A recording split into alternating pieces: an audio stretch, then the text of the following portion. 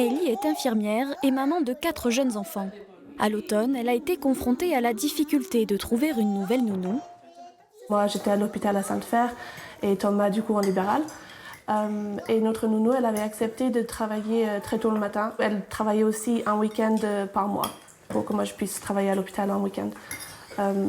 Mais c'est assez rare de trouver quelqu'un qui est prêt à faire ça parce que ça impacte sur sa vie de famille et tout. Et c'est aussi payé plus cher parce que c'est des horaires atypiques. Aujourd'hui, elle a quitté l'hôpital pour des horaires de bureau, plus compatibles avec un mode de garde collectif classique. Et pour favoriser les rencontres entre parents et assistantes maternelles, des réunions sont organisées en Creuse. Alors qu'elle n'avait pas encore reçu son agrément, Sarah était déjà sollicitée par des parents en recherche. Avant de commencer ma formation, j'avais déjà une demande de pré-réservation. Il y a 2 semaines de ça, j'ai trouvé la deuxième personne pareil, c'est fait aussi. Et c'est vrai que ça a été assez rapide. Pontarion, vu que c'est un carrefour, c'est sur le chemin, sur la route des parents et c'est assez pratique. Et du coup, il y a beaucoup de demandes. Tant de demandes qui témoignent d'un réel manque de mode de garde en Creuse. Sur le territoire, on a une quarantaine d'assistantes maternelles.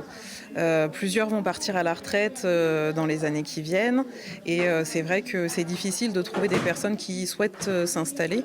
D'où l'intérêt d'une journée comme celle-ci pour essayer d'inciter des personnes à venir s'installer sur le territoire et à se diriger vers cette profession. Une offre limitée et peu de choix pour ces parents qui n'ont d'autre solution que de faire un temps quelques concessions.